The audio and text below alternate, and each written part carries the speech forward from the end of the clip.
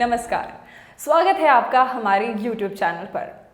दोस्तों, होटल और guest house in दोनों में अंतर होता है। जब हम होटल की बात करते हैं तो हमारे सामने एक ऐसा कमरा आता है जो हर जगह काफ़ी कुछ सिमिलर सा होता है, एक जैसा होता है, जैसे सेम पर्दे, सेम दीवारें, सेम बेड। लेकिन जब हम गेस्ट हाउस की बात करते हैं तो हर जगह जो गेस्ट हाउस होते हैं वो अलग अलग होते हैं। आज आपको जो जानकारी मिलने वाली है वो मिलने वाली है गेस्ट हाउस के बारे में ही। और अगर आप हमारे साथ जुड़े हैं राजस्थान के किसी भी खूबसूरत प्रांत से, भले उदयपुर, बीकानेर, जयपुर, किसी भी जगह से आप हमारे साथ जुड़े हैं राजस्थान में, तो ये जानकारी आपके लिए बहुत खास होने वाली है। क्योंकि अब कोरोना काल के बाद काफ़ी टूरिज़्म जो है वो काफ़ी बढ़ने वाला है और टूरिस्ट जो हैं वो ज़रूर आने वाले हैं अलग अलग प्रांतों से। तो आप अपने घर को तब्दील कर सकते हैं गेस्ट हाउस में और एक अलग से इनकम सोर्स घर बैठे आप बना सकते हैं। ये सारी जानकारी आज आपको मिलने वाली है और इस पूरी जानकारी को देने के लिए हमारे साथ जुड़े हैं राजस्थान के प्रमुख संस्थाओं के प्रतिनिधि विष्णु गोयल जी। नमस्कार। तो विष्णु जी, सबसे पहले हम जानना चाहेंगे कि राजस्थान पर्यटन विभाग द्वारा जारी की गई गेस्ट हाउस पॉलिसी क्या है? Rajasthan tourism guest house policy पर्यटन विभाग की फर्स्ट गेस्ट हाउस पॉलिसी है। ये पॉलिसी जो ऑलरेडी पेइंग गेस्ट हाउस चल रहे हैं और आवासीय एरिया में जो व्यक्ति होटल रन कर रहे हैं या जो व्यक्ति आवासीय एरिया में होटल रन करना चाहते हैं उनके लिए ये पॉलिसी है। अभी तक क्या था कि केवल पेइंग गेस्ट हाउस की पॉलिसी थी, उसमें मैक्सिमम 5 रूम तक अलाउ थे।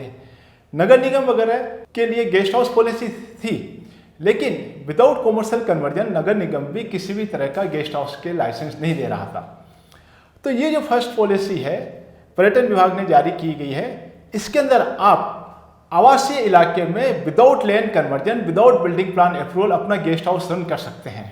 अब आप ऑफिशियल रूप से रेजिडेंशियल एरिया में गेस्ट हाउस को रन कर सकते हैं। मैं धन्यवाद देना चाहूँगा पर्यटन विभाग के सभी अधिकारियों का, कर्मचारियों का, जिन्होंने इतनी प्रैक्टिकल और शानदार पॉलिसी को जारी किया है।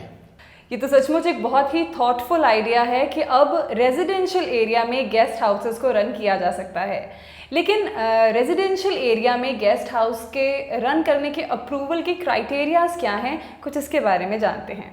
नई गेस्ट हाउस पॉलिसी के अंदर गेस्ट हाउस अप्रूवल के लिए बहुत सारे रूल्स एंड रेगुलेशंस हैं, लेकिन मैं आपको 6 प्रमुख क्राइटेरिया को बताने जा रहा हूं। आप कोई भी गेस्ट हाउस अप्रूवल कराना चाहते हैं तो इन 6 क्राइटेरिया को आपको फॉलो करना बहुत ज़रूरी है। सबसे पहला क्राइटेरिया है कि जो ये स्कीम है गेस्ट हाउस पॉलिसी स्कीम, ये केवल अर्बन एरिया के लिए है। यानी ये स्कीम UIT, नगर निगम, JDA, Ajmer development authority, Jodhpur development authority, Bhiwadi, जो भी अर्बन एरिया है उसके लिए ये पॉलिसी है। पर्यटन विभाग द्वारा ग्रामीण एरिया के लिए अलग से पॉलिसी जारी की जाएगी।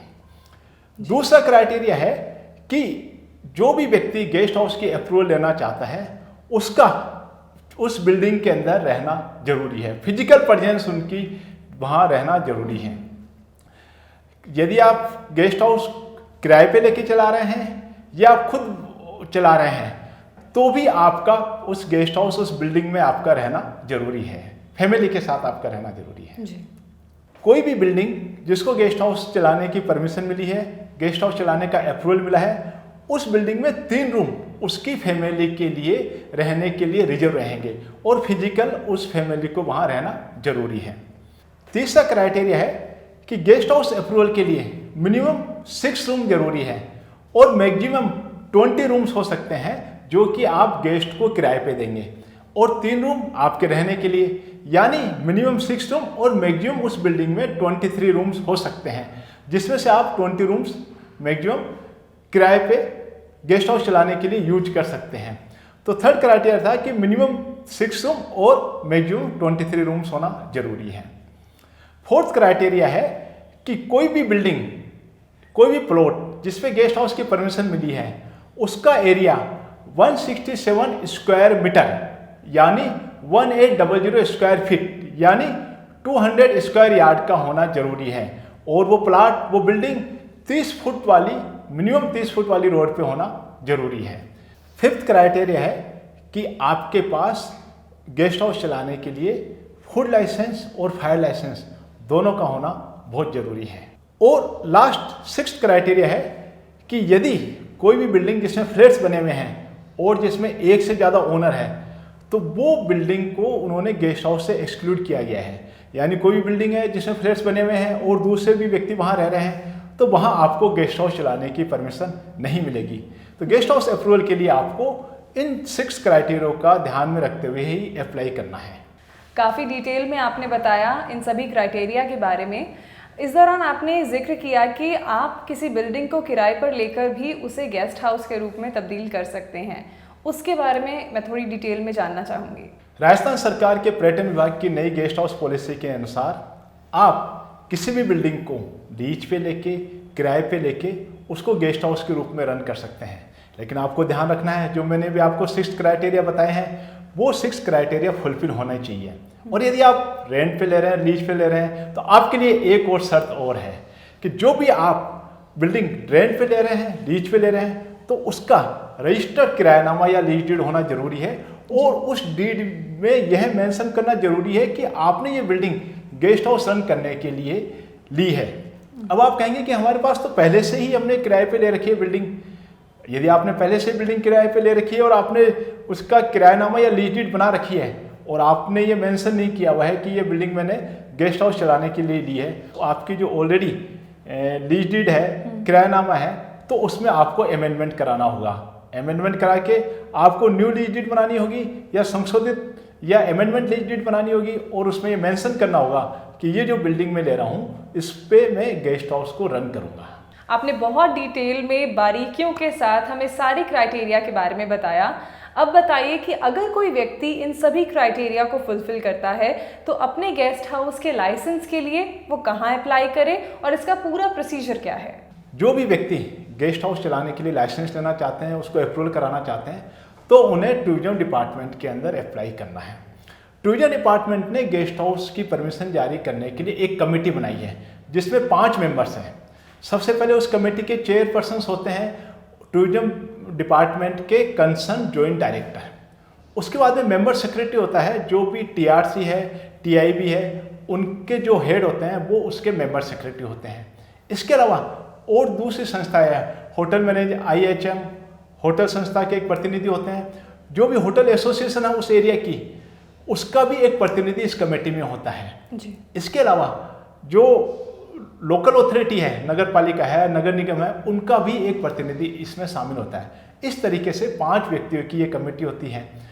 कोई व्यक्ति जो गेस्ट हाउस के लिए अप्रूवल करना चाहता है तो उसे सबसे पहले मेंबर सेक्रेटरी के यहाँ अप्लाई करना होता है। मेंबर सेक्रेटरी के यहाँ अप्लाई होने के बाद में मेंबर सेक्रेटरी आपके सारे डॉक्यूमेंट्स को चेक करेगा। उसके बाद में वो चेयरमैन जॉइंट डायरेक्टर से परमिशन लेगा इंस्पेक्शन की, उस प्रॉपर्टी के फिजिकल इंस्पेक्शन की। फिर एक डेट डिसाइड की जाएगी।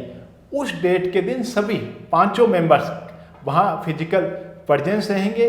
जो आपकी जो बिल्डिंग है उसको पूरा चेक करेंगे, डॉक्यूमेंट चेक करेंगे और उसके बाद में आपको इसकी गेस्ट हाउस चलाने की परमिशन जारी की जाएगी। गेस्ट हाउस अप्रूवल के लिए जब आप अप्लाई करते हैं तो आपको उसकी फीस भी जमा करानी होती है। अब इसके अंदर फीस 2 तरह की है, कैटेगरी ए के लिए और कैटेगरी बी के लिए। कैटेगरी ए के लिए जो फीस है वो है 5000 रुपीज़ इनिशियल फीस और वो 2 साल के लिए है और 2 ईयर्स के बाद में उसका रिन्यूअल होगा, उस समय भी फीस आपकी लगेगी 5000 रुपीज़, यानी आपको 2500 रुपीज़ एवरी ईयर इसका एक्सपेंसेज आएगा, बट आपको जमा एक साथ कराना है। कैटेगरी बी के लिए जो फीस डिसाइड की गई है वो है 3000। आपको फर्स्ट 2 ईयर के लिए 3000 रुपीज़ जमा कराने हैं और बाद में जब इसका रिन्यूअल होगा उस समय आपको 3000 रुपीज़ जमा कराने हैं। आपने अभी गेस्ट हाउस की रजिस्ट्रेशन फीस के लिए कैटेगरी ए और कैटेगरी बी का इस्तेमाल किया। ये कैटेगरी ए और कैटेगरी बी क्या है? Rajasthan tourism guest house policy में गेस्ट हाउस का रजिस्ट्रेशन के साथ साथ उसका क्लासिफिकेशन भी किया जाता है, कैटेगरी ए और कैटेगरी बी। इसके लिए एक पूरा एक शेड्यूल लिस्ट बनी हुई है और उसके अंदर एक क्राइटेरिया फिक्स किया हुआ है कि आप कैटेगरी ए में फुलफिल करते हैं तो आपको कैटेगरी ए दिया जाएगा, कैटेगरी बी में फुलफिल करते हैं तो कैटेगरी बी दिया जाएगा। आपको याद होगा जब हम पेइंग गेस्ट हाउस का रजिस्ट्रेशन कराते हैं तो उस समय भी 2 कैटेगरी थी, गोल्ड और सिल्वर।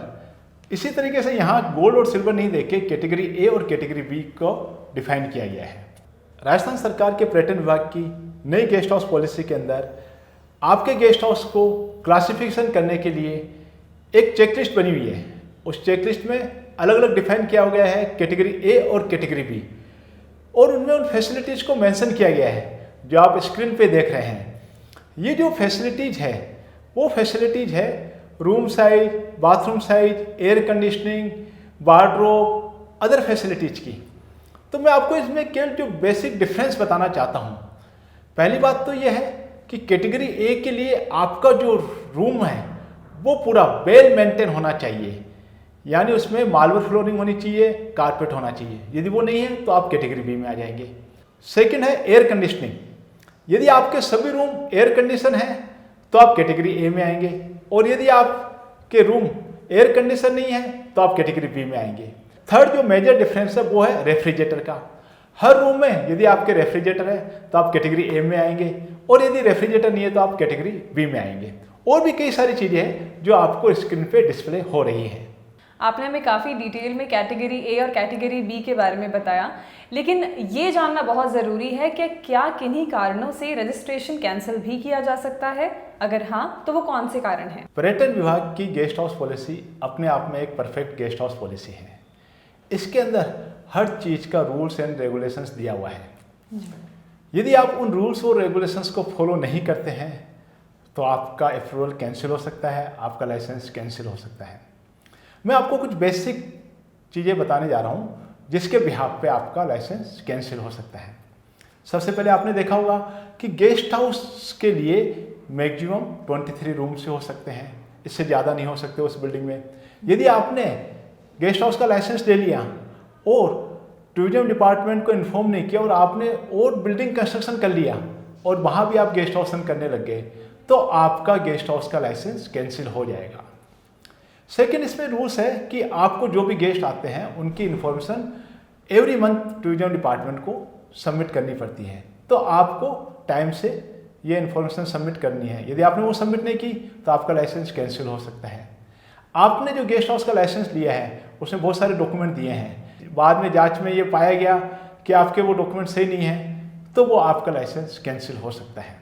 आपने गेस्ट हाउस चलाने का लाइसेंस लिया है तो आपकी जिम्मेदारी है कि जो गेस्ट हाउस के अंदर गेस्ट स्टे कर रहे हैं उन्हीं को आप फैसिलिटी प्रोवाइड करिए। जो व्यक्ति स्टे नहीं कर रहे हैं उनको आप फैसिलिटी प्रोवाइड नहीं कर सकते। यदि ऐसा करते हैं तो रूल्स का वायलेशन हो जाएगा और आपका लाइसेंस कैंसिल हो सकता है। गेस्ट हाउस ओनर की जिम्मेदारी है कि जो भी टूरिस्ट आ रहे हैं उसकी समय समय पे इंफॉर्मेशन टूरिज्म डिपार्टमेंट को दे कि कितने गेस्ट आए, कहाँ से आए। यदि आप 2 महीने तक लगातार ये इन्फॉर्मेशन टूरिज्म डिपार्टमेंट को नहीं देते हैं तो आपका लाइसेंस कैंसिल हो सकता है। मैंने आपको शुरू में गेस्ट हाउस अप्रूवल के बेसिक क्राइटेरिया बताया था और उसमें मैंने बताया था कि जो भी व्यक्ति गेस्ट हाउस की अप्रूवल ले रहा है उसका उस बिल्डिंग में स्वयं का परिवार के साथ रहना जरूरी है। यदि आप गेस्ट हाउस की आपने अप्रूवल ले ली और आप वहाँ फैमिली के साथ नहीं रहते हैं और वो रूल्स का वायलेशन माना जाएगा और आपका लाइसेंस कैंसिल हो सकता है। गेस्ट हाउस के ऊपर भी कई तरह के टैक्सेज लगते हैं, ड्यूटी टैक्स लगता है और भी कोई टैक्सेज लगता है और आपने वो टैक्सेज टाइम से जमा नहीं कराया है तो आपका लाइसेंस कैंसिल हो सकता है। आपने गेस्ट हाउस का अप्रूवल ले लिया और आप गेस्ट हाउस रन कर रहे हैं, फिर भी किसी गेस्ट ने या पड़ोसी ने या और कोई किसी व्यक्ति ने आपकी शिकायत कर दी किसी भी वजह से तो वो आपका लाइसेंस कैंसिल हो सकता है। लेकिन ऐसा नहीं है, यदि किसी ने शिकायत की है तो एक कमेटी बनी हुई है, वो शिकायत की जांच करेगी, आपको बुलाया जाएगा, आपको एक्सप्लेन करने का पूरा मौका दिया जाएगा। यदि वो शिकायत सही पाई गई तो ही लाइसेंस कैंसिल हो सकता है, अदरवाइज आपको डरने की कोई ज़रूरत नहीं है। तो व्यूअर्स, अभी तक आप जान चुके हैं कि गेस्ट हाउस पॉलिसी के बारे में खास इन्फॉर्मेशन क्या क्या है, जैसे कि उसके क्राइटेरिया क्या है, रजिस्ट्रेशन प्रोसीजर क्या है, कैटेगरी ए और बी के बारे में आपने जाना। अब हम जानना चाहते हैं गेस्ट हाउस पॉलिसी चलाने के लिए ऑपरेशनल रिक्वायरमेंट्स क्या हैं और राजस्थान पर्यटन विभाग की क्या जिम्मेदारी बनती है इन गेस्ट हाउसेस के प्रति। पर्यटन विभाग द्वारा अधिक से अधिक व्यक्तियों को रोजगार प्रोवाइड करने के लिए रेजिडेंशियल इलाके में गेस्ट हाउस चलाने की परमिशन दी गई है। 20 रूम्स का गेस्ट हाउस चलाना अपने आप में एक मिनी होटल चलाने के बराबर है। तो ये एक सिंपल कार्य नहीं है। जो भी व्यक्ति गेस्ट हाउस की अप्रूवल ले रहा है, परमिशन ले रहा है, तो उसकी जिम्मेदारी बनती है कि जो होटल में फैसिलिटी है उनको वो मैक्सिमम कोशिश करके उसको फॉलो करे, उनको रूल्स को फॉलो करे। किसी भी होटल में हम जाते हैं तो एक रिसेप्शन काउंटर होना चाहिए, तो आपके गेस्ट हाउस में भी गवर्नमेंट ये एक्सेप्ट करे कि एक रिसेप्शन काउंटर होगा, प्रॉपर उस वहाँ कोई व्यक्ति होगा जो गेस्ट को अटेंड करेगा। हम जब किसी भी होटल में जाते हैं तो बैक साइड में पूरी इन्फॉर्मेशन लिखी रहती है, इमरजेंसी के नंबर लिखे रहते हैं कि कोई भी घटना होने पे आपको क्या करना है, कहाँ कॉन्टेक्ट करना है, इस गेस्ट हाउस में क्या क्या फैसिलिटी अवेलेबल है, इस गेस्ट हाउस के क्या क्या चार्जेज है, उन सब की इन्फॉर्मेशन प्रॉपरली वहाँ रिसेप्शन काउंटर पर डिस्प्ले होनी चाहिए। जैसे ही कोई व्यक्ति रूम में जाता है तो रूम में भी क्या क्या फैसिलिटी है, कौन सी फैसिलिटी चार्जेबल वाली है, कौन सी फैसिलिटी फ्री है, वो गेस्ट हाउस को एकदम क्लियरली डिफाइन होनी चाहिए। जो भी आप गेस्ट हाउस है आपका, वहाँ पे हिंदी में, इंग्लिश में, लोकल लैंग्वेज में सारी इन्फॉर्मेशन अवेलेबल होनी चाहिए। और कोई भी इमरजेंसी होने पे जो भी गेस्ट है वो कहाँ कॉन्टैक्ट करेगा, गेस्ट हाउस चलाने वाले के ओनर का भी नंबर होना चाहिए, लोकल अथॉरिटी का भी नंबर होना चाहिए, इमरजेंसी में कहाँ कॉन्टैक्ट करना है, वो सारी चीज़ें वहाँ अवेलेबल होनी चाहिए। आपका गेस्ट हाउस ओपन होना चाहिए। ऐसा नहीं है कि आपने गेस्ट हाउस की परमिशन ले ली और आपकी इन्फॉर्मेशन नेट पे है और कोई व्यक्ति बुक कराता है तो मालूम चलता है कि आपका गेस्ट हाउस बंद है, अवेलेबल ही नहीं है या वहाँ पर स्टाफ नहीं है। अब मैं बात करता हूँ टूरिज्म डिपार्टमेंट की। टूरिज्म डिपार्टमेंट ने ये पॉलिसी बनाई है, तो टूरिज्म डिपार्टमेंट की भी कुछ रिस्पॉन्सिबिलिटी है जो कि इस पॉलिसी में डिफाइन की गई है। सबसे पहले कि जो भी व्यक्ति गेस्ट हाउस के लिए अप्लाई करेगा तो टूरिज्म डिपार्टमेंट को विद इन 45 डेज उसकी एप्लीकेशन को डिस्पोज करना है, उसको परमिशन देनी है या मना करना है। यदि कोई भी आप मना करते हैं कि आपको गेस्ट हाउस की परमिशन नहीं मिलती है तो उसका रीजन भी उनको बताना होता है। सेकंड, जो भी गेस्ट हाउस अप्रूवल है उसकी इन्फॉर्मेशन सारी टूरिज्म डिपार्टमेंट की वेबसाइट पर अवेलेबल होनी चाहिए। थर्ड, टूरिज्म डिपार्टमेंट की ये रिस्पॉन्सिबिलिटी है कि जिन भी गेस्ट हाउस को परमिशन दी है तो वो उसका टाइम से समय पर उसका इंस्पेक्शन करे और वो देखे कि सारी फैसिलिटी सही है या नहीं है। और आपको मैं बताना चाहता हूँ कि एक्ट में लिखा हुआ है, पॉलिसी में लिखा हुआ है कि आपको साल में एक बार तो इंस्पेक्शन करना मैंडेटरी है। इसके अलावा टूरिज्म डिपार्टमेंट की ये रिस्पॉन्सिबिलिटी है कि जो भी व्यक्ति गेस्ट हाउस के लिए फीस जमा करा रहा है उसकी ऑनलाइन व्यवस्था करे, गेस्ट हाउस के अप्लाई का भी ऑनलाइन व्यवस्था करे। यदि किसी भी गेस्ट हाउस की कोई भी कंप्लेंट आती है तो ऑनलाइन एक कमेटी बना के उन कंप्लेंट का सॉल्यूशन जल्दी से जल्दी करें। मैंने आपको बताया कि जो गेस्ट हाउस अप्रूवल ले रहे हैं उनकी क्या रिस्पॉन्सिबिलिटी है और टूरिज्म डिपार्टमेंट की क्या रिस्पॉन्सिबिलिटी है। टूरिज्म डिपार्टमेंट और जो भी गेस्ट हाउस ओनर है वो दोनों मिलकर इस पॉलिसी को एक सक्सेसफुल पॉलिसी बना सकते हैं। सो हमारे दर्शकों को सारी बेसिक इन्फॉर्मेशन मिल चुकी है गेस्ट हाउस पॉलिसी के बारे में। अब हम जानना चाहते हैं कि अगर कोई व्यक्ति अपने गेस्ट हाउस का अप्रूवल लेता है तो उसको एडिशनल बेनिफिट्स क्या क्या मिलने वाले हैं। पर्यटन से जुड़े सभी लोग गेस्ट हाउस पॉलिसी की काफ़ी टाइम से प्रतीक्षा कर रहे थे और अब उनकी प्रतीक्षा खत्म हो गई है। गेस्ट हाउस पॉलिसी के बहुत सारे फायदे हैं। एक इम्पोर्टेंट फायदा है जो मैं आपको बताना चाहता हूँ, वो ये है कि गेस्ट हाउस के अंदर अब आप मैक्सिमम 10x12 की ग्रोसरी शॉप भी ओपन कर सकते हैं। ये एक बहुत बड़ा फायदा है जी। किसी भी गेस्ट हाउस के अंदर मैक्सिमम 10x12 की ग्रोसरी शॉप ओपन कर सकते हैं जो कि आपके गेस्ट के लिए रहेगी। इसके अलावा बहुत सारे होटल्स अभी बिना परमिशन के रेजिडेंशियल इलाके में चल रहे थे, अब वो गेस्ट हाउस पॉलिसी के अंदर अप्लाई कर सकते हैं, परमिशन ले सकते हैं। जो भी व्यक्ति गेस्ट हाउस पॉलिसी के अंदर अप्रूवल है तो officially as a hotel guest house को चला सकता है। यदि वो होटल इन सभी क्राइटेरिया को फुलफिल करते हैं तो वो गेस्ट हाउस पॉलिसी के अंदर अप्लाई कर सकते हैं और ऑफिशियल रूप से वो गेस्ट हाउस को रन कर सकते हैं। और इसी के साथ आपको गेस्ट हाउस पॉलिसी के बारे में सारी आवश्यक जानकारी मिल चुकी है।